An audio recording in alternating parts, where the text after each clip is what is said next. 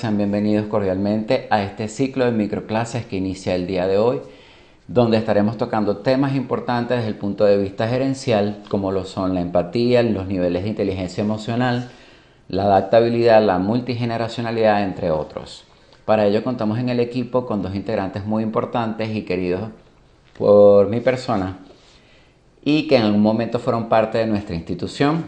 Actualmente se encuentra laborando fuera de la misma e incluso fuera del país. En primer lugar, quiero presentarles a todos a la doctora Mariana Córdoba, quien tiene 25 años de experiencia en la docencia universitaria, se ha desarrollado laboralmente en instituciones educativas privadas y públicas como en la UNES, UNEFA, UJAP, UFT, UCB, y se ha desempeñado en cargos como decano de la Facultad de Humanidades, jefe de investigación de la región central y capital, jefe académico, jefe de extensión universitaria, jefe de planificación y capacitación docente, entre otros. Ha dirigido los procesos de pasantía profesional y del servicio social comunitario. En el área de consultoría, tiene 15 años de experiencia en diferentes instituciones en Venezuela, en proyectos de diagnóstico organizacional, capacitación y desarrollo, manejo de conflictos y recursos humanos. Es doctora en gerencia de la Universidad Yacambú, cuenta con maestría en gerencia empresarial de la Universidad Centro Occidental Lisandro Alvarado, con especialidad en gerencia pública por la Universidad Nacional Experimental Politécnica de la Fuerza Armada Nacional. Tiene una especialidad en Neuromanagement de la Universidad Siglo XXI en Córdoba, Argentina. Tiene estudios en neurociencias aplicado a la educación y neuroliderazgo de la Asociación Educar en Buenos Aires, Argentina, y en Derecho Aeronáutico del Instituto Universitario de Aviación Civil. Es licenciada en Estudios Internacionales y en Derecho. Actualmente es profesora extranjera visitante en la Escuela de Negocios del Tecnológico de Monterrey, región Centro-Sur.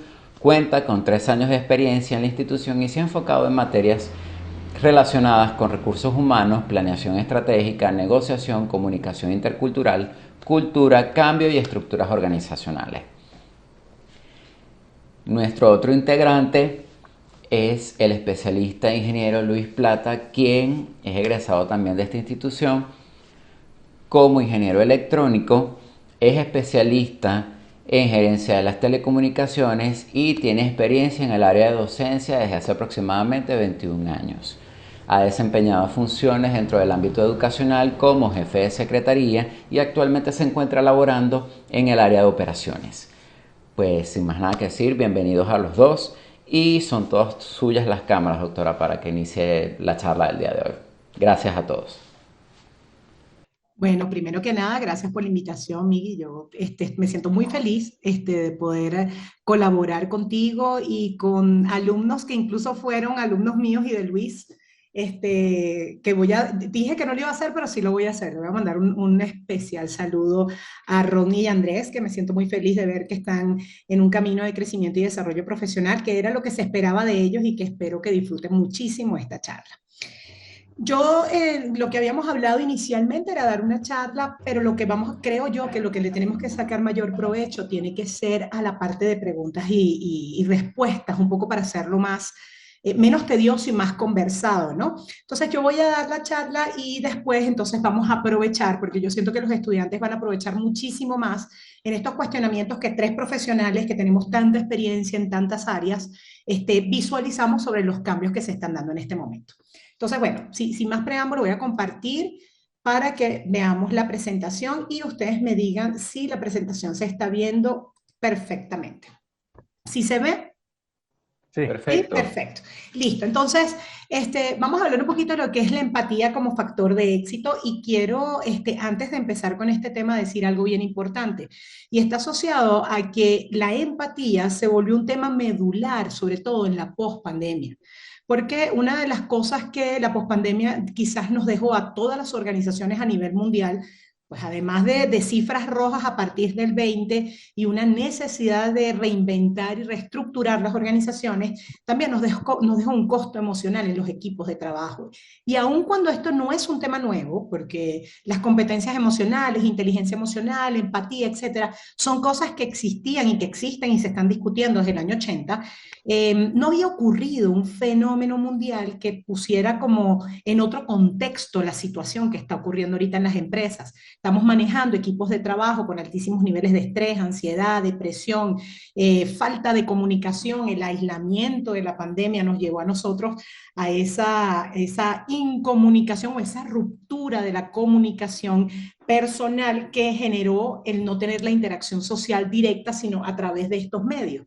Pero este es un tema que se ha vuelto ahorita y que está y forma parte dentro de los regímenes de capacitación del año, porque pues quizás es entendiendo hacia dónde fuimos y qué logramos, es que vamos a entender la importancia de este tema.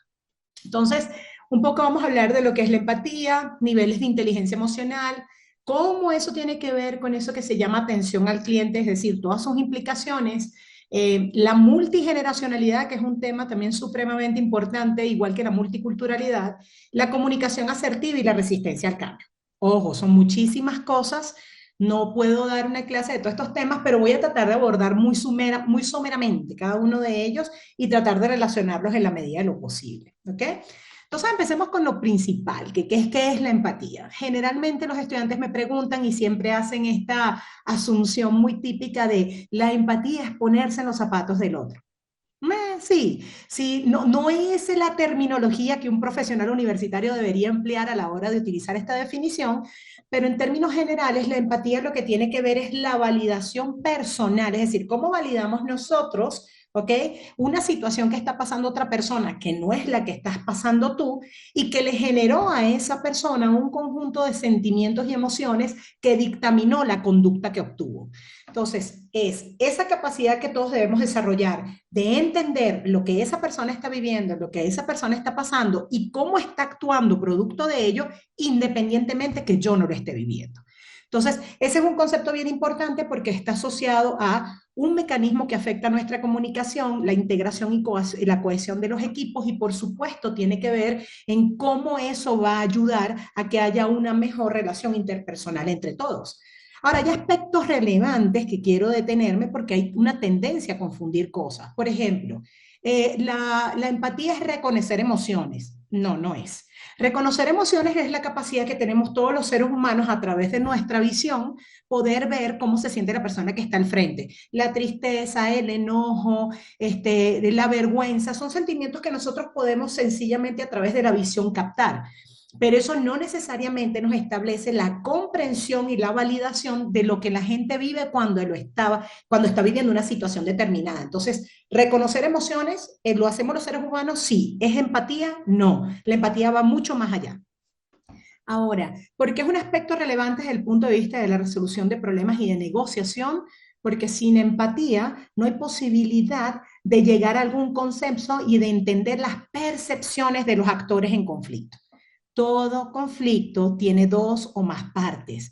No hay manera de entrar a procesos de negociación en ninguna empresa ni en ningún equipo de trabajo. Número uno, si no hay voluntad de las partes para hacerlo. Y número dos, si la persona que está ejecutando el papel de mediador no tiene la disposición de oír las percepciones de cada una de las partes para tener una visión global y holística de cómo resolverlo. Ahora, desde el punto de vista de la comunicación como nosotros la entendemos era como nos las enseñaba la maestra en segundo grado de primaria. Emisor, receptor, código, canal, mensaje, y si hay un feedback, tenemos comunicación. No, hoy en día sabemos que está asociado más a la interpretación del mensaje y número dos, está asociado también a cómo yo comprendo, porque ahora tenemos un problema de la pérdida de sensibilización del discurso. ¿A qué me refiero con eso? Nosotros ahora preferimos, y la gente, las nuevas generaciones, prefieren llegar y comunicarse a través de los dispositivos móviles. Está todo bien, tú puedes comunicarte a través de los celulares. El problema es que un mensaje de WhatsApp, de Instagram, de Telegram o de cualquier plataforma o app que usted utilice, no puedes tú verle la intencionalidad ni la emocionalidad de quien lo manda. Entonces, ese trabajo lo termina haciendo quien lee el mensaje y eso es lo que está trayendo tantos problemas de interpretación de discurso. Y por supuesto, el trabajar con empatía es lo que te permiten trabajar con las escalas de importancia. Muchas veces me preguntan, ¿qué es eso? La escala de importancia es, sobre todo cuando se trabaja en atención al cliente y todos los gerentes que están trabajando en procesos operativos y que trabajan con equipos de trabajo grandes, esto tiene que ser algo medularmente importante. La escala de importancia es cuando tú estás discutiendo con un empleado, un subalterno o un compañero, y aun cuando esa situación a ti no te está ocurriendo, sino le está ocurriendo a él, tú puedes determinar cuán grande y cuánto es el componente emocional que tiene eso que él está viviendo para tú poder determinar cómo eso va a afectar su nivel de rendimiento y productividad laboral.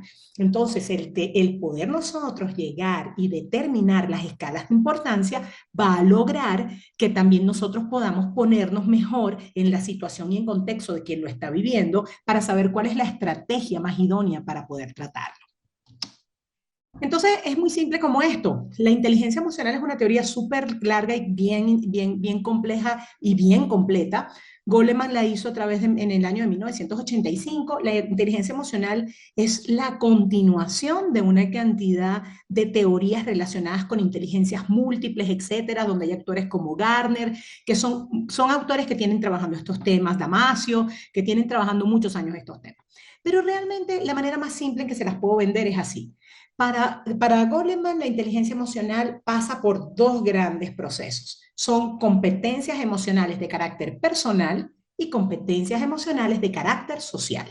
Y él dice que lo lógico es que no puedes tú desarrollar ni emplear competencias emocionales en lo social cuando tú mismo no has entrado en un proceso de autorreconocimiento. ¿Con qué significa eso? Que tú tienes que primero conocerte lo suficientemente bien tú para poder entender después a los demás. Entonces, esas competencias personales forman parte de la autoconciencia, que tiene que ser es la capacidad que todos tenemos de, después de haber vivido X o Y situación, tener una posibilidad real de hacer un proceso de autoevaluación y que nuestra propia conciencia nos diga, ok, actuamos bien, mal, es decir, hacer como un repaso de lo que hicimos, qué pudimos haber hecho mejor y qué debimos haber dicho o qué no debimos haber dicho. En fin, es un proceso de autoevaluación para ser mejores. El proceso de la autorregulación que tiene que ver con conocer qué cosas nos detonan. Es decir, una situación que llega de la nada, cuando nos estallan las emociones, cuánto tiempo nos duran, en qué intensidad llega y con cuánta frecuencia nos molestamos. La autorregulación es la capacidad de pasar de un límite emocional Y a otra vez una situación estándar normal. Cada uno de nosotros tiene un proceso autorregulatorio distinto. Ahora, lo importante es saber qué me detona a mí una situación de conflicto, cuánto me lleva a restablecer mi normalidad y cómo eso afecta a los demás. Entonces, yo siempre le digo a los estudiantes, y de hecho, con ellos que trabajan conmigo estas áreas de inteligencia emocional, siempre les digo, nosotros tenemos que empezar por construir informes de habilidades interpersonales y empezar con un autodiagnóstico. Por eso en las empresas, muchos de ustedes que ya se graduaron seguramente lo vivieron, cuando entraron a procesos de selección y reclutamiento, seguramente presentaron pruebas psicométricas. La gente siempre se pregunta por qué la psicometría. La psicometría no son sino más que pruebas que permiten determinar hacia dónde tus acciones redimen tu personalidad. Entonces, enneagramas, modelos MBTI, todas estas pruebas es un poco para decirte lo que nosotros vemos, cómo tú actúas. Entonces, la autorregulación es pasar por ya saber cómo soy, hacia dónde se dirigen mis acciones y cuánto tiempo tardo yo, en efecto, a reaccionar en un momento de que detone alguna situación emocional en mí. La motivación es obviamente personal. Generalmente la gente cree que la motivación es una competencia emocional, social. No, no lo es. La motivación es personal. La motivación no se compra ni se inyecta. Uno mismo llega y la genera. Ahora, que los equipos de trabajo, los gerentes pueden llegar y desarrollar como estrategias, mecanismos para que la gente se sienta más motivada y que quieran salir adelante, es cierto, pero no es responsabilidad del gerente motivar al equipo. El equipo tiene que motivarse solo y el gerente tiene que ser un catalizador positivo de ese proceso de motivación. Entonces nos llegamos aquí a la palabra mágica y ya nos adentramos a las competencias sociales, es decir, cómo los gerentes, todos los seres humanos, nosotros nos relacionamos con los demás y cuáles son las dos competencias emocionales fundamentales con las que debemos trabajar. La empatía es la primera de ellas. ¿Y por qué la empatía se vuelve entonces un tema tan medular? Porque es el mecanismo a través del cual la utilización de esa competencia permite que haya comunicación asertiva, escucha activa, menor cantidad de conflictos, que ha sido una de las cosas que ha aumentado producto de la pandemia, mayores niveles de cohesión y de desarrollos de equipo de alto desempeño, pero en términos generales, en el desarrollo de climas organizacionales profundamente más armoniosos. Y por supuesto las habilidades sociales, que son parte de lo que nosotros conocemos en la gerencia como los soft skills, o lo que se conoce en español como habilidades blandas, que son todas estas cosas que se le enseña en gerencia a un profesional, que tiene que ver con comunicación, liderazgo, manejo de conflictos, qué sé yo, todas estas cosas que todas requerimos trabajar porque son las competencias a través de las cuales nos comunicamos y nos entendemos con los demás seres humanos. Si nosotros fuésemos seres que no fuéramos sociales, no habría tanto problema sobre la empatía. Pero el problema es que vivimos en una sociedad y somos seres sociales y tenemos la obligación y nuestra sobrevivencia depende de nuestra interconexión con los demás. Entonces, es obligatorio que definitivamente trabajemos sobre la base de ser empáticos y entender cómo los demás se sienten. Entonces, este es el mejor concepto que existe de la inteligencia emocional. A mí particularmente me gusta mucho porque es una inteligencia social donde te permite que tú percibas y puedas nombrar, puedas decir, puedas verbalizar la emoción que tienes y eso te permita determinar y dimensionar lo que la gente está pensando y por qué se conduce. Entonces, habiendo hablado un poco de lo que es la empatía y la inteligencia emocional, es muy fácil llegar al tema del servicio al cliente. ¿Qué es lo que pasa con el servicio al cliente? El servicio al cliente ha cambiado muchísimo. Todavía nos estamos manejando con statements bien viejos, en donde, por ejemplo, eso de que el cliente siempre tiene la razón. Ya estamos en un proceso de transición donde eso ya no ocurre. Ya no es el cliente, ahora hay un proceso un poco más evolucionado. Sin embargo, todavía seguimos trabajando con esa premisa gerencial, porque acuérdense que estamos en un proceso de transición multigeneracional. Nosotros somos generación X, estamos en este momento transitando el cambio con la generación Y y Z o los llamados millennial y centennial, y eso exige, así como hay nuevos mecanismos de comunicación, así como hay nuevos parámetros de discusión sobre derechos y deberes, así como hay toda una proliferación de nuevas cosas, el servicio al cliente forma parte de también una nueva discusión que se está implementando. Ahora bien, el servicio al cliente puntualmente tiene que ver con, ya sabemos ahorita en pleno siglo XXI, que un negocio con un mal servicio al cliente está destinado al fracaso. Tenemos a gerentes brillantes, como son los casos de, no sé, Zuckerberg, por ejemplo, cómo está cambiando todo el asunto con Facebook hacia metaverso, todo lo que estamos viendo ahorita, por ejemplo, con Jeff Bezos y en la modificación de Amazon con parámetros nuevos, dejando de ser CEO para volver otra vez operador logístico para poder ver en qué estaba fallando. Tenemos a todos los gerentes más brillantes del mundo trabajando ahora, entendiendo que definitivamente el cliente sí tiene que ser medular, pero tiene que haber un servicio que supere el hecho de poder reclamar yo tengo la razón por ser cliente. No, la idea es garantizar el proceso como tal. Entonces la idea ahorita es personalizar. Y fíjate que esto va totalmente contrario con lo que nos enseñaron, o en el caso, yo creo que tanto a Miguel como a Luis nos enseñaron eso y estamos quizás nosotros viviendo esta transición del cambio, ¿no? A nosotros se nos decían dos cosas importantes. Número uno, un gerente no debe personalizar, debe hacer una estrategia general. Dos, un gerente no puede mezclar sus temas personales. Cuando se entra a la empresa se saca el chip de lo personal y se trabaja. Ni somos máquinas ni tenemos chip, ni tampoco, en definitiva, ya las experiencias generales sirven. Ahora estamos hablando acerca de la personalización de la experiencia, es decir, hay que ofrecer una experiencia única al consumidor. Y obviamente ese es un servicio que está generando mayor redituación y está favoreciendo que haya mayor cantidad de ventas y mayor crecimiento. Entonces, los elementos claves del servicio al cliente, y ojo, esto que yo les estoy presentando aquí, tiene que ver con un estudio bien largo y bien extenso que hicieron todas estas transnacionales que trabajan especialmente con áreas de recursos humanos y que tuvieron que reestudiar a todos los clientes para saber qué estaba pasando, en qué nos estábamos equivocando y qué debemos cambiar.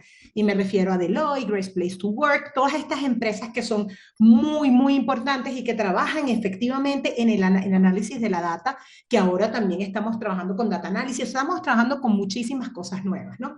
Entonces, en términos generales, los elementos del servicio al cliente quedaron resumidos en un contacto amable, volver a la amabilidad y a llevar el punto a no a la formalidad extrema y a la sequedad, al contrario, más bien a que haya mucha empatía en la relación, el tener una estrecha relación con el cliente, es decir, de verdad tomarse el tiempo que sea necesario para poder satisfacerlo, el responder todas las dudas, porque ya sabemos que los clientes quieren tener una experiencia personalizada en donde no tengan que estar en ningún momento buscando otro canal que pueda resolverle las dudas, el darle el valor que corresponde al cliente, que no necesariamente es darle la razón en todo lo que quiere, pero sí definitivamente entender que tiene unas necesidades que debemos cubrir y en el brindar una experiencia de compra o de venta única que haga que la gente quiera definitivamente volverla a vivir.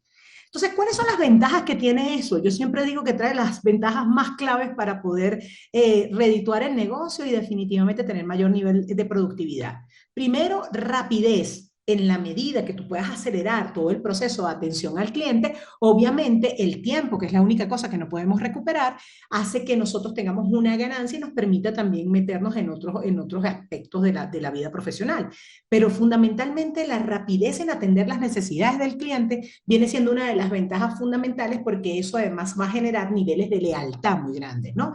La retención, que viene siendo el problema más grande, se sabe, particularmente no conozco los números de Venezuela en este momento, pero con México particularmente, que es el mercado más grande de Latinoamérica desde el punto de vista multicultural, por ejemplo, tiene un nivel de rotación de personal superior al 22% y es uno de los niveles de rotación más altos conocidos en Latinoamérica. Eso nos lleva a dos puntos. Número uno, que no estamos satisfaciendo las necesidades de los profesionales. Número dos, que definitivamente la gente tiene intereses que no estamos evaluando. Y número tres, que la gente ya no se mide ni las variables sobre las cuales nosotros trabajamos como generación Y no son los que determinan la estabilidad laboral de la Z y de la Z y de la Y, perdón, nosotros somos la X. Por supuesto, la reducción, yo siempre digo, mucha gente me pregunta, oye, pero eso de la atención al cliente reduce qué? Y yo digo, reduce costos. Pero ¿cómo reduce costos? Si hacer una atención personalizada más bien genera una mayor cantidad de tiempo, conocimiento, que genera una cantidad de costos alternos. Le digo, sí, pero es mejor tener un cliente leal y fiel que tener que estar buscando todos los días clientes. Entonces, si usted tiene una cartera de clientes fija en donde usted sabe que tiene 500 clientes que no van a ir a ningún lado porque se sienten totalmente satisfechos con lo que tú estás ofreciendo, eso ya te reduce un costo de investigación de mercado, un costo de tener que buscar gente que esté fidelizándose con tu empresa, que puede ser un proceso que te lleve más de un año. Entonces, sí hay una reducción de costos. Lo que pasa es que eso exige hacer un seguimiento y control permanente. Y obviamente la difusión y la lealtad, mire, estamos en la generación y eso lo pueden saber nuestros queridos alumnos que están en la edad. Esta es la generación de las redes sociales. Y todo lo que tenga que ver con redes sociales modificó todos los criterios de difusión que nosotros conocíamos hasta ayer tarde. Para nosotros los mecanismos de difusión eran los tradicionales, periódico, radio, televisión, etcétera. Ya nada de eso sirve. Por eso incluso la carrera de comunicación social está entrando en un proceso de revisión y muy seguramente pronto va a cerrarse en muchas universidades para que vuelva a hacerse un reajuste de pensum, porque ahora tú puedes a través de los community managers hacer tranquilamente publicidad y difusión sin necesidad de tener que pagar ningún medio formal de publicidad ni de marketing. Entonces, ¿eso qué nos dice? Que esta atención al cliente personalizada, que es la mejor cosa que nos regala, el propio cliente satisfecho difunde su satisfacción y hace a través de un Twitter o a través de una publicación en Instagram, te genera más valor agregado que cualquier publicidad que usted pague en la radio. Y eso generalmente va a desarrollar altísimos niveles de lealtad. Entonces, en términos generales, lo que se sabe es que los clientes quieren experiencias personalizadas, omnicanalidad, es decir, una sola persona y un solo canal para resolver todos los problemas. Agilidad de respuesta, no de, mire, lo llamaremos en 2 semanas, no nos llame, nosotros lo llamaremos. No, o sea, no, yo necesito que tú me respondas a la brevedad, que es lo que yo quiero. Y si no me responde, no me sirves, porque ahora nosotros sí tenemos, en la medida de lo posible, el conocimiento de que el tiempo es una variable fundamental. Tener representantes informados. Yo no sé cuántas veces debo haber dicho yo en las empresas lo catastrófico que es tener equipos de trabajo que no saben dar respuesta. Yo creo que es quizás más peligroso enseñar a un operario a manejar una máquina que enseñar que un operario que no tenga capacidad de responder lo básico de la empresa. Entonces, sí necesitamos que haya una información generalizada y que el servicio al cliente sea totalmente profesional a través de un mecanismo de difusión de información correcta que sea satisfactoria para el cliente. Y obviamente el famoso feedback. Feedback no es nuevo, el buscar comentarios es algo en lo que estamos hablando hace más de 30 años, pero el problema es que todos decimos que queremos el feedback, pero terminamos no queriendo escuchar los feedback que no nos convienen. No, llegó el momento de entender que hay feedback positivos y negativos y que todos ocurren por una situación X o Y. Y esas situaciones exigen que definitivamente nosotros trabajemos con ellos.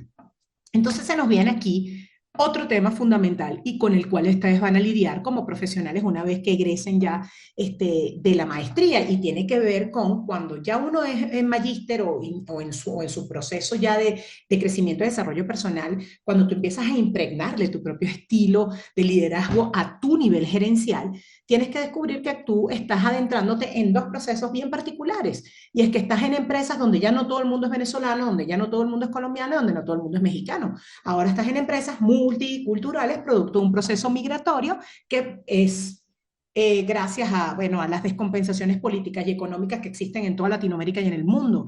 Pues no es solamente por crisis política, también tienes por temas de guerra y tienes la migración tan grave que hay ahorita de Ucrania hacia Europa precisamente por el tema de guerra. Entonces hay migración por miles de razones, pero eso nos lleva a que exija ahora unos parámetros multiculturales, es decir, un gerente tiene que aprender a conocer que las culturas nos comunicamos de maneras diferentes y está el otro lado del tema que es trabajar con multigeneracionalidad. ¿Cómo hago yo para trabajar, yo a mis 47 años, aquí haciendo la publicidad de mi edad, cómo hago yo a mis 47 años para trabajar con Rodney, que fue mi alumnito, y que Rodney sea mi jefe y que yo lo acepte? Es muy difícil que generación X acepte que generación Y mande y los centennial, que son los niños que están ahorita con 19 años, van a ser aún peores porque hay un exceso de informalidad, hay un exceso de ruptura jerárquica, hay una cantidad de cosas que están ocurriendo que hace incompatible que las generaciones trabajen. Entonces, ustedes tienen que aprender a cómo trabajar con esas generaciones. Entonces, vamos a ponerle nombres a las generaciones. Ojo, ustedes se pueden meter por Google y van a conseguir infinidad de autores que tengan diferencias de 2 o 4 años sobre lo que es una generación. Pero lo importante son cuáles son las generaciones más importantes con las que estamos viendo ahorita. Los boomers que ya están técnicamente de salir, ya salieron casi todos, que son la gente que nació hasta el año 64. La generación X, que somos los bueno, dos de los presentes aquí, porque yo creo que Miguel forma parte Miguel, tú formas parte tú debes ser millennial. Ok, I'm sorry, aquí se nos salió Ok, pero Luis y yo somos generación X a mucho orgullo, que somos aquellos que vivimos y que nacimos hasta el año 80. La generación Y, que son los millennials, que son los que nacieron del 81 y déjame ver, porque aquí la cámara no me deja ver un momentico, que están hasta el 99, y la generación Z, por supuesto, que son los centennials, que son los del año 2000, y los alfa, que ni siquiera se les ha conseguido todavía algún tipo de parámetros sobre el trabajo, porque son muy chicos y obviamente pues no nos han dado la oportunidad de identificar características y variables laborales, ¿no? Pero un poco, dos cosas importantes que quiero que tengan presente. La generación y la edad no es lo mismo. La generación está asociada a contextos socioculturales. ¿Qué vive un grupo de personas que nació en un conjunto de años? A una a una cierta edad, cada uno de nosotros vivimos experiencias diferentes. Las experiencias de terminar la preparatoria, ir a la universidad, enamorarnos, etcétera. Todas esas experiencias se viven diferentes, depende del contexto sociocultural donde tú te manejes y con la edad que tú tengas y en la sociedad que te tocó manejarte. Luis y yo tenemos unos contextos bien particulares que no los tiene Miguel y que no, obviamente no los tienen ustedes. Entonces, no es un tema de que a los 40 años se ve la cosa diferente, no, es que los que tenemos de 40 años en adelante vivimos una sociedad que nos exigió ver el mundo de una manera diferente. Entonces, esas son las importantes diferencias entre generación y edad. Edad es cronología. Nací en el año 74, tengo 47 años. Generación es ¿qué vi yo en todos esos años que estableció mi generación? ¿Cómo la sociedad me formó y qué me permitió ver y ser ahora el gerente que yo soy? Entonces, esta es una lámina que siempre pongo porque me encanta, porque tiene que ver con el contexto sociocultural. ¿Por qué, por ejemplo, los tradicionalistas, los que nacieron a principios del siglo de 1900 a 1945, del siglo pasado, perdón, que tienen que ver con la gente que vivió la Gran Depresión, Segunda Guerra Mundial, porque son gente más conservadora, porque eran gente que no gastaba tanto dinero, porque eran gente totalmente familiar y reprimida, porque les tocó una sociedad que vivió un conjunto de situaciones sociales, económicas muy difíciles. Los boomers incluso, que son nuestros padres, que son los míos, ¿ok? Son los que vivieron la llegada a la luna, Vietnam, la lucha de la mujer y los derechos de la mujer, que no son ni remotamente cercanos a lo que estamos viviendo ahorita. Son la gente que por primera vez se atrevió a decir que las mujeres tenían derecho, los que vieron la innovación, los que trabajaron y que creen que el trabajo tenía que ser la única razón de vida porque era la única cosa que nos definía como personas, y los que empezaron a vivir el tema de las computadoras y toda la tecnología. Pero ya la generación X, que somos nosotros vivimos una sociedad un poco diferente. Vivimos caída del muro de Berlín, las guerras del Golfo Pérsico, somos más independientes, aprendimos por primera vez que aunque nos habían entrenado para ser subalternos, podíamos trabajar también a destajo y podíamos trabajar como independientes, llaman, o sea, independientes a cualquier situación formal. Somos la generación del MTV, todo lo que ustedes están viendo, eso no existía. Esta generación fue la primera que vivió la televisión como un mecanismo real de difusión de música. La generación que vivió el SIDA, la generación que tuvo la oportunidad de tener internet y la generación de los teléfonos celulares. Nosotros fuimos los que pasamos del teléfono de ruedita en casa y de llegar y robarnos las llamadas con la peñeta del teléfono a tener los primeros celulares ladrillos que eran de este tamaño. Pero por supuesto llega la generación de Miguel, que es otra cosa, que es la gente que vivió el 11 de septiembre, la gente que trabaja con el servicio a la comunidad, la gente que habla de la diversidad, de que hay que darle la vuelta al mundo, del Facebook, del Google, las redes sociales. Entonces, obviamente, esa es otra realidad social que permite que sean más open mind, que permitan que no hagan tantos juicios de valor. Pero también es cierto que esta es la generación en donde no han terminado de entender que un juicio de valor genera una matriz de opinión que genera un costo en una persona. Y esa es la razón por la cual las tasas de suicidio se elevaron a niveles infinitos. Entonces, hay una cantidad de cosas buenas y malas, pero que más allá de tipificarlas como buenas o malas, son las que hacen la diferencia, ¿ok? Entonces, laboralmente, vamos a entrar directamente en empresa. Laboralmente, los baby boomers, esta gente que llegó, que son nuestros padres, mis padres, ustedes no, los míos, eran aquellos que eran totalmente leales a la empresa, los que te decían que el empleo se cuida más que la vida propia, que una persona con empleo es una persona con carácter y definición, los que la jerarquía era un estatus, ser jefe es ser otra cosa, no era lo que tú pensaras, sino hasta dónde habías llegado, el término de los workaholics o lo que son los adictos al trabajo, que son profundamente competitivos, la gente que se empezó a quedar, no sé, 15 horas en la empresa para demostrar que era más valiosa que aquellos que trabajaban el horario estricto, y es aquellos que vivían del reconocimiento y de los títulos. Esta es la generación que empezó a entender que los títulos universitarios y que incluso los títulos que poseíamos dentro de las organizaciones era importante. Pero mi generación empezamos a ser un poco más escépticos, más pragmáticos. ¿Qué es eso?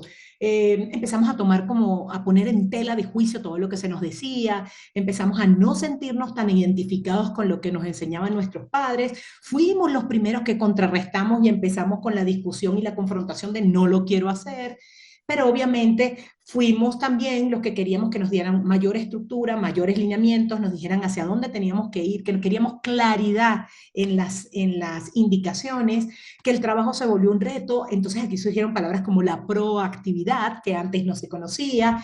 Empezamos a adaptarnos al cambio, entendíamos que el cambio era un proceso permanente. Fíjense, nosotros empezamos a estudiar gerencia, y la gerencia, cuando la empezamos a estudiar, se nos decía: a mayor nivel de certidumbre, mayor capacidad para tomar decisiones. Es decir, si usted tenía mayor cantidad de información sobre la cual sustentar su decisión, usted era un muy buen gerente.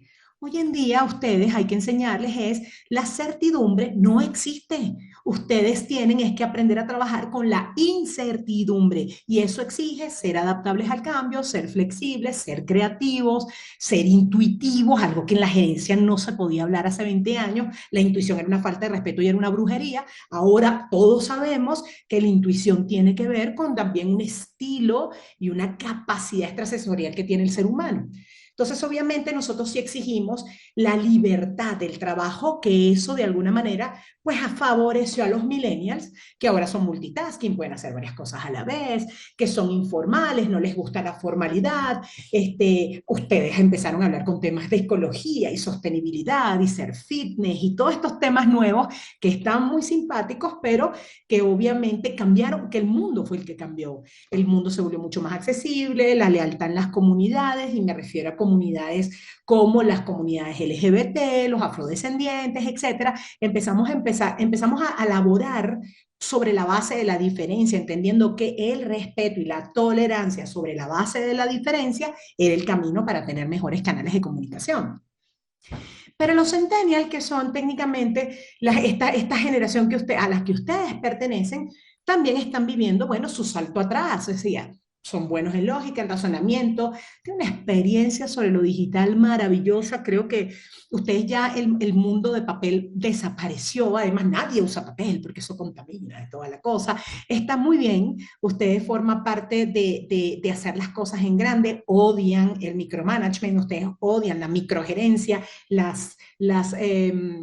las funciones específicas. A ustedes les gusta trabajar en proyectos. De hecho, por eso está desapareciendo eso de los objetivos, que antes se hacían, uno trabajaba por objetivo, ahora se trabaja por proyecto, y todo eso ha ido como cambiando. Ustedes quieren ya cosas a corto plazo, quieren resultados a la inmediatez, no quieren estar pensando sobre la base de 10 años, porque en 10 años yo no sé dónde voy a estar. O sea, es esa desaparición de la temporalidad dentro de las estructuras y dentro de mi planeación. Ustedes también son muy escépticos y muy pragmáticos, pero no tienen ningún tipo de paciencia, ahorran a su manera, es decir, tienen características bien distintas. Ok, esta clasificación y estas características que les estoy dando es para que ustedes se sensibilicen un poco más cuando estén trabajando con equipos de trabajo que sean multigeneracionales, para que entiendan cómo cada quien vive la vida y la ve. Cada quien es producto de lo que vivió.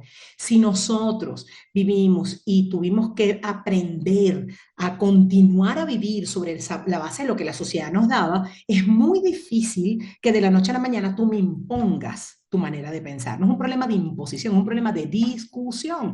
Y volvemos a lo mismo, es con empatía entender lo que vive y lo que piensa cada quien, con tolerancia, aprender a poder diseñar las estrategias en los equipos de trabajo, y con un profundo respeto hacer las supervisiones que nos corresponden. Entonces llegamos al tema de la comunicación asertiva. Siempre me dicen, mira Mariana, pero la comunicación siempre existió. Sí, pero lo que no habíamos mezclado era la asertividad con la comunicación. Es decir, nos hablaban de que la comunicación era verbal y no verbal.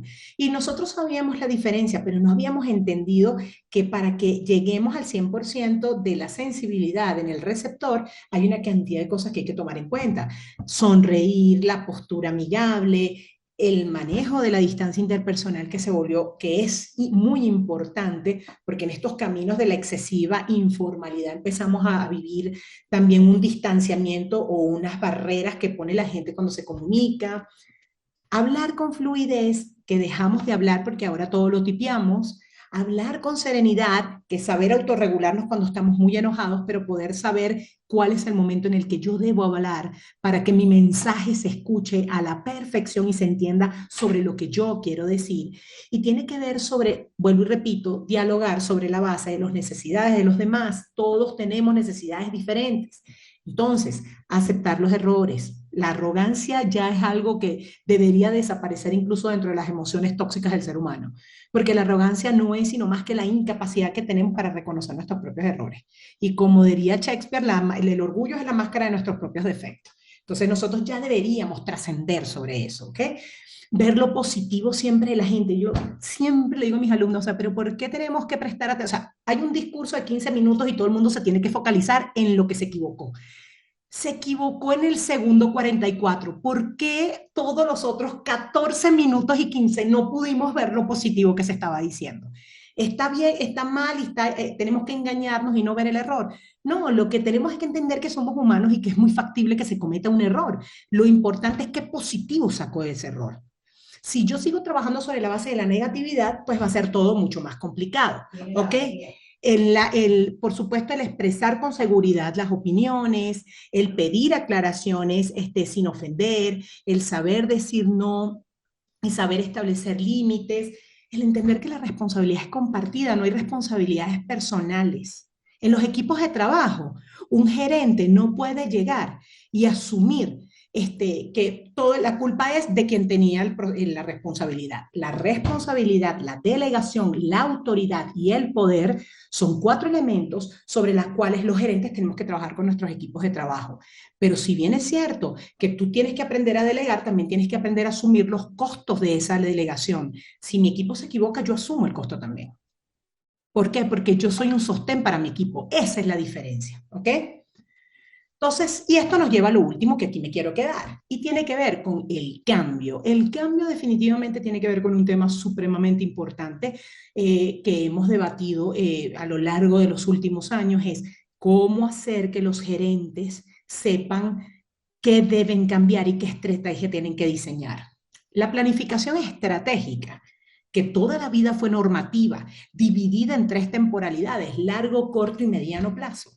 Esa planificación estratégica pasó ahora a una planificación intuitiva, con KPIs que nos permitan a nosotros rediseño de estrategias sobre la base hasta de los 2 meses, sobre la posibilidad de rediseños de objetivos, por eso los objetivos se diseñan sobre la base de la metodología SMART. O sea, todo ahora está asociado a estar preparados para cambiar lo que nosotros nos llevó un mes diseñar, que un día se caiga todo. ¿Por qué? Porque resulta ser que mi planeación estratégica en el cumplimiento de mi objetivo estratégico organizacional que yo quiero cumplir al cabo del año, resulta ser que en el segundo mes el presidente de México llegó y dictaminó una política social que llevó al aumento del dólar y eso hizo que afectara a todos los mercados y las cadenas de suministro. Ah, bueno, eso ya llegó y dañó toda mi planeación estratégica.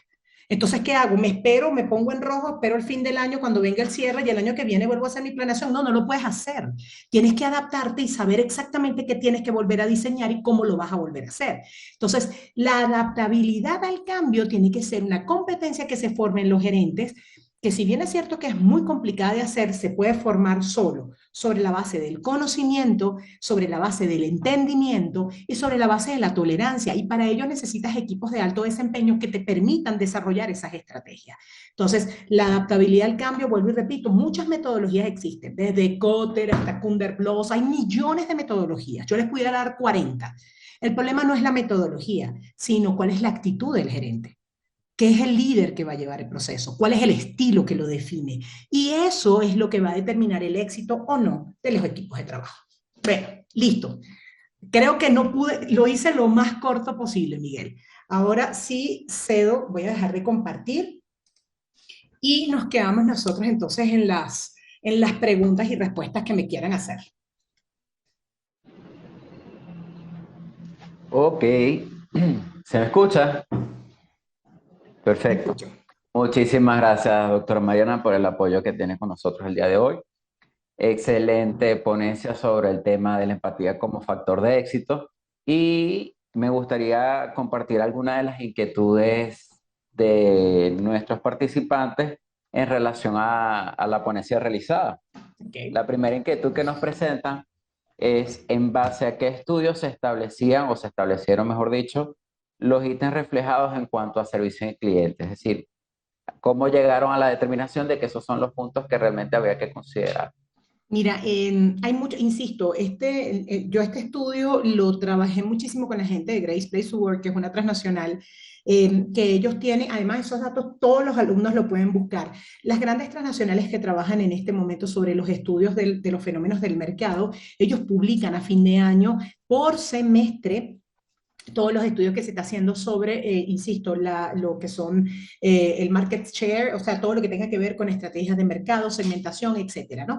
Pero un poco para poder entender estrategia de mercado, lo que se comprendió era qué fue lo que pasó en pandemia y por qué se afectó tanto esa relación. ¿Y qué piensa el cliente que tiene que cambiar? Entonces, en el caso aquí puntualmente, Grace Place to Work llegó y trabajó con todas las transnacionales que existen en México, pero además trabajó con más de 4.000 pymes. Y ese estudio, que es accesible en las páginas de ellos, y que además después hicieron un estudio latinoamericano y un estudio por continente hasta tener cifras mundiales, lo que te permite decir es que hay algunas pequeñas diferencias en números de acuerdo a la cultura de cada país. Y en particular a los continentes, ¿no? La cultura europea, la cultura asiática, la cultura africana, la cultura americana. Pero en el caso de nosotros en América hay una leve diferenciación porque Latinoamérica se conduce un poco distinto a cómo se conduce América del Norte. Y cuando hablo de América del Norte, incluyo a México en América del Norte. Porque los mexicanos, aún siendo latinoamericanos, ellos se conducen más con parámetros culturales y de atención al cliente muy parecidos a los norteamericanos, a los Estados Unidos y a Canadá, más que Latinoamérica. Y eso tiene una razón de ser. Ellos forman parte del Tratado de Libre Comercio. Acá en México, todos los parámetros sobre los cuales se atiende al cliente son muy parecidos a los de los Estados Unidos. Es bastante distinto a Latinoamérica.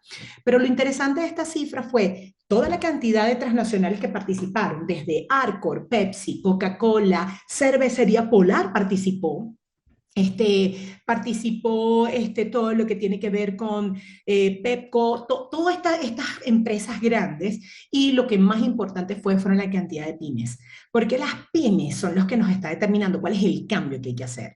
Entonces fue bien importante que nos dijeran qué sienten los clientes de todas estas empresas segmentados en criterios sociales, socioeconómicos bastante diferentes, pero qué sienten ellos que los haría más felices al cabo de tener esa experiencia. Entonces, yo creo que ambas empresas han hecho un trabajo maravilloso. A mí particularmente, aun cuando recomiendo tanto a Deloitte como a Great Place to Work, como a todas estas, pues son miles. Yo te estoy nombrando dos, pero son muchísimas. Pero a mí me gusta mucho Great Place to Work porque he tenido la oportunidad de trabajar con ellos en dos oportunidades. Y me pareció interesante el que quisieran estudiar y entendieran que la base de todos los cambios en la pandemia de la pospandemia tenía que ser entender cómo se sintió la gente en la pandemia, qué no se cumplió como clientes en la pandemia, en dónde yo no me sentí satisfecha en la atención que me dieron y qué deseo yo que no vuelva a ocurrir. Entonces, eso está muy bueno porque ese fue el parámetro, la base sobre el modelo de cambio que hay que instaurar en las empresas. Y que de hecho, desde el punto de vista de gerencia de proyectos, también habla mucho acerca de los cambios que se están haciendo en el manejo de los mismos proyectos, Claro. ya que la adaptabilidad es la que está jugando un papel fundamental allí y ese trato al cliente, ¿verdad?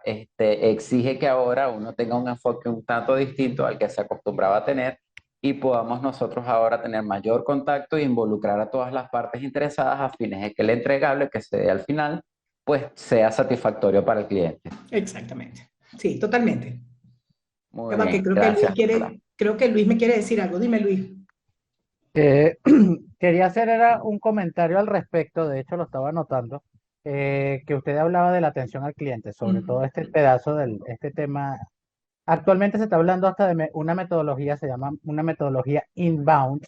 Anteriormente al cliente se le veía dentro de un embudo donde yo estoy viendo si yo logro una conversión. O sea, el fin último de cualquier empresa era lograr que el cliente comprara. Realmente ahora estamos viendo, por ejemplo, usted que comentaba el hecho de que tenemos que personalizar el mensaje. Es que es parte, va dentro del recorrido del cliente. Esta metodología inbound habla de que el cliente primero está haciendo un proceso de estudio de que, o sea, yo quiero tal producto, yo voy a estudiar cuáles son mis opciones, luego comienzo a buscar mayor información sobre eso y luego es que yo voy a interactuar con la empresa que sea. Pero no es que directamente yo estoy buscando en este caso, poniéndome como empresa, la empresa tiene que decirle en qué va a ayudar. No es que mi producto es bueno, sino mi producto te va a solucionar este problema que es lo que tú quieres realmente. O sea, y por eso hablamos, por ejemplo, de tener que personalizar un mensaje, porque supongamos, yo necesito un celular, pero a lo mejor la necesidad para la que yo tengo el celular es diferente a la que tenga otra persona y a mí me tienen que responder las preguntas sobre mi necesidad particular. Por eso, una de las cosas que se están haciendo, yo me voy un poco más al área de las aplicaciones, es cuando ahora tenemos que trabajar, por ejemplo, estos leads, estos contactos a través de un CRM y poder entonces mandarle la información que realmente se ajuste en la etapa del recorrido en el que esté el cliente. Sea que yo le mande un artículo de un blog, o sea que yo le mande las ofertas, porque ya yo a esa persona la tengo. O sea, no es lo mismo alguien que está preguntando a alguien que ya compró. El que ya compró, yo no le tengo que explicar mi producto, yo le tengo que mandar las innovaciones, las ofertas. En cambio, el que está en la primera etapa, que está curioseando, que está en ese reconocimiento, yo le debo decir para qué sirve mi producto, qué te va a solucionar, qué, siempre dando las ventajas de lo que teóricamente Claro, está dando mi producto, más que aquí yo tengo el celular, cómpramelo. Yo tengo claro. que irme en función de esta metodología inbound, lo que busca es eso, porque la, haya una personalización, que haya una satisfacción. Y también iba a comentar otra cosa que usted decía allí, era con referencia a la información que maneja el equipo.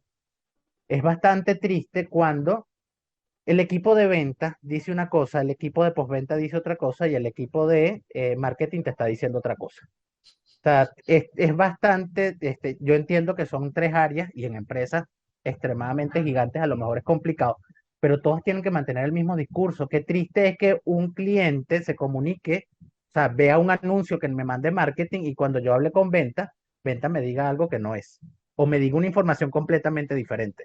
O sea, es bastante importante que los tres, bueno, en este caso, digamos que son los tres grandes áreas que tienen el contacto directo con un cliente, tienen que manejar la misma información y dar la misma información y ambas, porque a pesar de que ventas es la que va a vender, valga la redundancia, postventa también tiene que estar claro en qué pedazo del recorrido está el cliente, Claro. Claro. porque si no, va a estar dando una información que no es la real. No, Entonces, y no sé, un poco en sintonía de lo que dice Luis, hay una cosa que la gente no ha visto. Ahorita las empresas están pasando por cosas muy peculiares con este tema de no manejar el mismo discurso.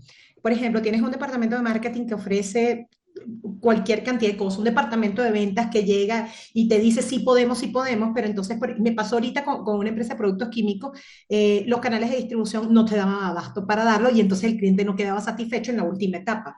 Entonces ellos me decían, pero es que no podemos perder el cliente, yo no puedo llegar y decirle no puedo, le digo, no, sí tienes que poder decir dónde es tu capacidad real, porque lo que se vuelve una ventaja competitiva no es la compra, es la satisfacción del cliente con la compra, es distinto. Por eso es que ahora, por eso en función a la metodología que está explicando Luis, que no la puedo explicar mejor, o sea, el detalle no es el cliente a todo lo que diga, sí, sí se puede, sí se puede. No, no, no, es a través O sea, incluso de decirle al cliente lo que no, a lo mejor no le interesa saber, es que yo no lo puedo hacer en el tiempo que él tiene, pero es garantizarle, decirle, no se lo voy a tener en 24, se lo voy a hacer en 48 horas porque mi capacidad de distribución no me lo permite, pero yo le garantizo que usted va a tener un producto de primera calidad. Es más, yo le puedo dar a usted un descuento de 10% de la garantía que estoy dando de mi producto. O sea, hay una relación diferente con el cliente. Entonces, ya no es todo lo que diga el cliente amén, y si el cliente está enojado no volverá a pasar. No, es cómo hago yo para que esos criterios de lealtad se queden como casados con la satisfacción y que eso se vuelva la ventaja competitiva que me determine como competidor fundamental dentro del target y del mercado. O sea, yo creo que eso es realmente lo importante ahorita.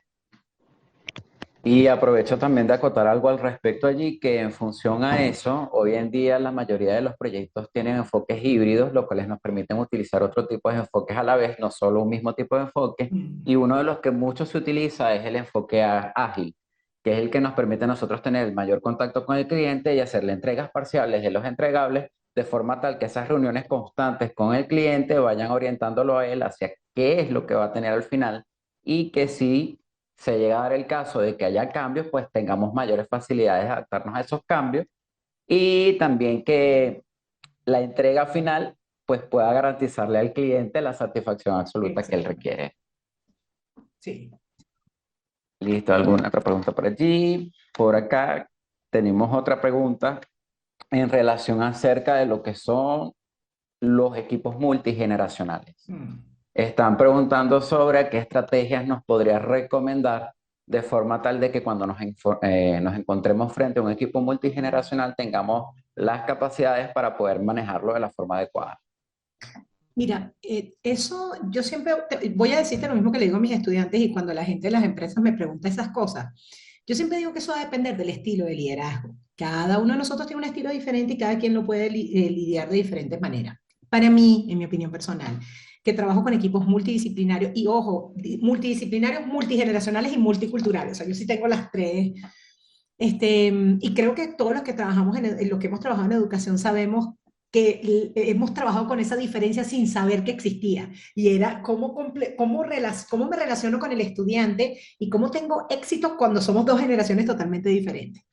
Pero en las empresas, como ahora el mecanismo de medición de tu eficiencia está asociado al cumplimiento de tu objetivo o al éxito que tengas en el porcentaje del proyecto que se esté ejecutando, yo parto del hecho que para poder romper esa incomodidad de los equipos multigeneracionales se tienen que crear las cotutorías. Las cotutorías son estas dinámicas que tú tienes que empezar a implementar de conversación y de pedirle a la gente qué expectativa tiene del proyecto. Porque por una cosa que no es muy difícil de comprender, nosotros nunca le preguntamos al trabajador qué espera él del proyecto.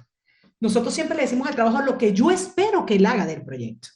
Pero muy rara vez nosotros le preguntamos. ¿Por qué es importante preguntar? Porque yo parto del hecho que después de que yo anoto todo lo que mi gente quiere, yo puedo decir lo que yo espero y cuáles son mis preocupaciones al respecto. A mayor claridad en el discurso, menor cantidad de conflictos van a haber.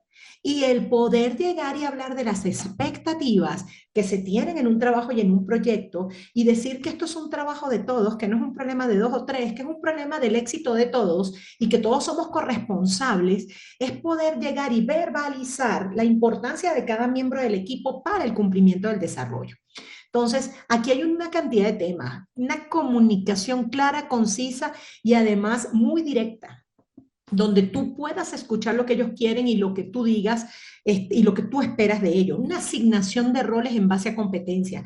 Yo siempre digo, hay que poder llegar y decir, mira, la persona que yo estoy seleccionando y que creo que tiene que tener toda el área tecnológica de este proyecto es Luis, porque Luis posee tal y tal característica. Ya el problema no es si yo soy la doctora y la gerente y si Luis no lo es. El problema es quién tiene la competencia. Este es un momento histórico en el cual los papeles pegados a la pared, que yo no digo que no sean importantes, pues yo tengo varios, pero ese no es el asunto. Eso no me determina a mí como mejor líder. Yo puedo tener 50 títulos universitarios y ser la peor líder del mundo. Y además nosotros tenemos una maestría en eso. Hemos visto cualquier cantidad de gente con títulos universitarios que no sirven para ser líderes.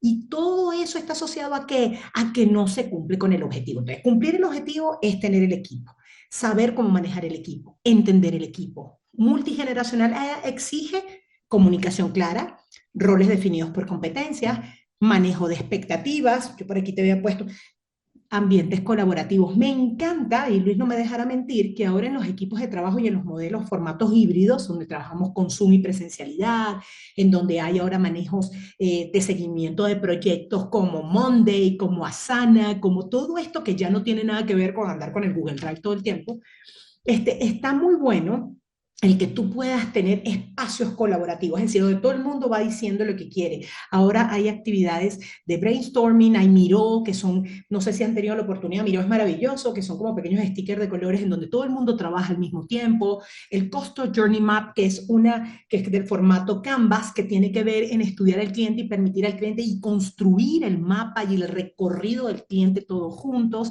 que tiene que ver con metodología Unbound. Todas las metodologías Agile que tú mencionaste ahorita, que decías con Ágil, sí, en efecto es así. La metodología Ágil o Agile, como le decimos aquí, todo tiene que ver con manejo de herramientas que permitan que hayan trabajos y espacios colaborativos.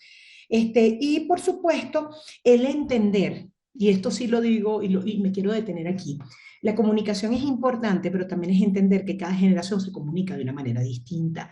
La informalidad con la cual yo me puedo comunicar con un centennial y decirle, oye, ¿qué piensas tú? Vamos a tomarnos un café, no necesariamente es la misma informalidad con la que yo me puedo manejar hablando con Luis. ¿Por qué? Porque nosotros consideramos que hay una formalidad y unas estructuras y unas formas que son las que le imprimen la seriedad a lo que tú me estás diciendo. A lo mejor yo creo que es tomando un café y ofreciendo una posición que lo puedo hacer con todo el mundo y para ti va a ser súper normal porque tú formas parte de la generación Y, pero resulta ser que para Luis le parece, eso a mí no me parece nada serio, ya no está en lo más mínimo interesado porque el que está interesado se siente en una oficina conmigo y discute. ¿Ves? Entonces ¿por qué hay que estudiar a las generaciones? Porque cada uno de nosotros tiene manejos y criterios comunicacionales diferentes. Entonces, yo creo que el asunto está, definir qué generación están en mis equipos, definir cuáles son las competencias, conocer a mi gente. Es exactamente lo mismo que nos pasa en educación, que es donde yo me manejo más. Yo ahorita, por ejemplo, que estoy manejando proyectos como podcast, revistas, etcétera, todo lo que los chavos están haciendo, etcétera. Yo para hacer eso tengo que conocer a cada estudiante, saber cuál es la competencia de cada estudiante. Las competencias que tienen los del podcast no es la misma competencia que tienen los de revista. Entonces, hay una cantidad de cosas que tienen que ver con personalizar las estrategias. Cada generación exige un canal distinto. Y el día que los gerentes entendamos eso, vamos a ser mucho más exitosos porque vamos a sacar mayor nivel de rendimiento y productividad de la gente. ¿Ok? Porque el problema no está en que es mi logro porque yo soy gerente, porque yo fui quien lo logré. Tú no logras nada solo. O sea, si no estás con la gente, estás muerto. O sea, yo siempre digo eso cuando doy las charlas. Le digo, mire, usted puede ser el CEO de la empresa. No se comunique con su gente y verá que usted va a durar como CEO 2 meses. Porque la gente es la que determina tu éxito. Entonces yo creo que todas esas cosas son las que van a determinar el éxito en la formulación de equipos multigeneracionales. Muchísimas gracias por la respuesta. Otra de las inquietudes que presentan también es en relación con lo que es la inteligencia emocional Mm.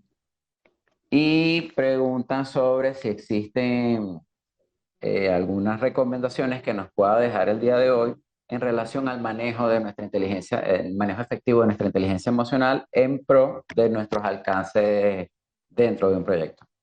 Mira, la inteligencia emocional es un ejercicio que todos deberíamos hacer y que no está asociado solamente al trabajo, sino a nuestro desarrollo como personas. El primer ejercicio que yo le pido, claro, estos son alumnos de posgrado, yo cuando estoy ahorita estoy dando clase a alumnos del quinto y sexto semestre, y en la materia de construcción de habilidades interpersonales, la primera parte del semestre estamos trabajando con cuáles son tus habilidades, quién te las dice. Entonces me da mucha risa, por el principio me dicen, bueno, Miss, ¿qué nos va a decir? Aquí en México te llaman, no, no te dicen profesora ni doctora, te dicen Miss, que te alivia siempre la autoestima, ¿no?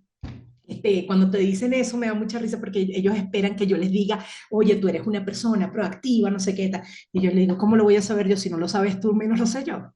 Yo te estoy conociendo. Entonces ellos todos, a mí, ¿y quién lo sabe? Le dije, si tú no sabes decirme a mí qué tienes de bueno tú, ¿por qué lo tengo que saber yo?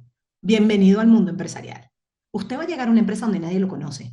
Si usted no sabe y no tiene claro para lo que sirve, nadie lo va a saber porque a nadie le interesa.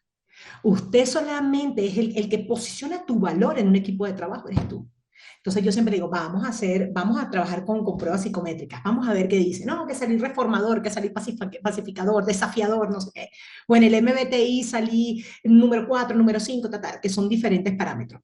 Y yo siempre le digo, ok, hicimos todas las pruebas psicométricas y tienes 5 resultados. Ok, verbalízamelo. Ahora escríbeme tú, cuál es tu análisis tuyo como persona desde el punto de vista de la comunicación, de la toma de decisiones, etcétera. Entonces ellos al final empiezan, bueno, yo creo que yo no acepto mucho cuando me dicen las verdades. Ah, ok, perfecto. Entonces ya empecemos a romper los paradigmas, ¿no? Todos queremos la verdad. Nada mejor que la verdad, que la mentira es mentira. La verdad a nadie le gusta escucharla. La verdad es uno de los golpes más duros que tenemos el ser humano. A nosotros nos fascina la doble cara y la mentira. Entonces hay que reconocer, bueno, las verdades me afectan. No, no, mi organismo no tolera una verdad, o qué es tu verdad y qué es la mía, que también es totalmente lógico de entender. Entonces, el ejercicio más importante de inteligencia emocional es, a ver, definirte como persona. Número uno, ¿cuál es mi capacidad de autoevaluación? ¿La tengo de verdad? ¿Qué tan bueno soy? Número dos, en un conflicto o en alguna situación que estalla mi emocionalidad, qué tan tenso se vuelve el conflicto para mí? O sea, ¿cuál es la intensidad de mi enojo?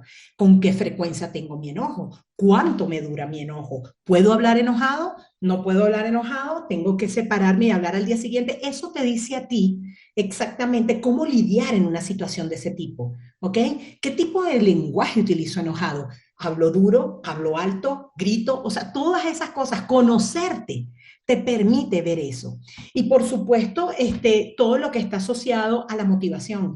¿Qué te motiva? ¿Qué te hace feliz? Los estudiantes se espantan, Miguel, cuando yo siempre les digo, no, todo el mundo, Miss, que te vamos a dar un diploma de la mejor maestra del mes. Yo le digo, eso está genial, pero a mí no me motiva en lo absoluto la cantidad de papeles. O sea, a la gente, hay gente que le motiva el reconocimiento, el autorreconocimiento. A mí motívame con buena productividad. Entonces, eso significa que usted es muy capitalista y que le gusta el dinero. Le digo, no, eso significa que me conozco lo suficiente suficiente para saber lo que es importante para mí. Ahora, dame todos los diplomas que tú quieras, dame todos los dibujos que tú quieras, hazme las mandalas de los colores que tú quieras. Para mí va a ser un gesto de amor y de cariño, pero eso no define mi motivación.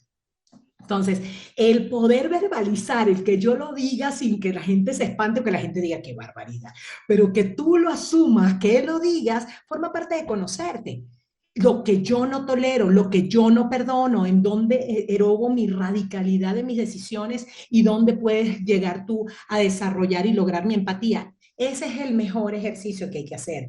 Verbalizar lo que no queremos decir es conocernos. Nosotros todos nos conocemos lo suficiente, pero hemos verbalizado nuestro autoconocimiento en un 40%. Entonces, cuando usted lo verbalice y sepa quién es, usted sabrá qué tipo de líder puede ser. Y ese es el mejor ejercicio que creo que puede hacer cualquier profesional, que dicho sea de paso es bien importante hacerlo. Muchísimas gracias. Luis, ¿tienes alguna otra intervención que realizar? No, le quería hacer la pregunta a la doctora, ya que hablamos de empatía. ¿Cómo Adelante. manejamos la empatía en estos entornos ahora virtuales? Porque complicado. Sí, es complicado. Sí, es complicado porque lo que no creíamos, fíjate que, y ustedes son ingenieros los dos y no me dejarán mentir que yo siempre hablo que mis amigos ingenieros son cuadriculados igual que el plano cartesiano, pero una de las cosas que me encanta de la pandemia es que yo creo que ya no hay carreras cuadradas o más empáticas. Todo el mundo entró en el mismo saco, pero lo que sí descubrimos ingenieros, licenciados, psicólogos, médicos, todos, es que a nosotros nos habían vendido con este tema de la innovación tecnológica, que todas estas plataformas, llámese Zoom, Teams, etcétera, todas las que existen ahorita para que nosotros podamos tener este tipo de reuniones y que gracias a ellas tenemos el placer, por ejemplo, yo me siento con placer de estar con ustedes dos, a quien quiero y respeto profundamente, y que están en otro país y estamos hablando como si estuviéramos en la sala de mi casa. Pero fíjate que sí hay una suerte de interacción social que se rompió porque yo lo puedo hacer y yo me adapté y yo pude comunicarme asertivamente y creo que puedo tener estos niveles de comunicación porque yo no me siento mal, pero hay mucha gente que no se atreve ni a prender la cámara. Hay gente que no se siente cómoda participando.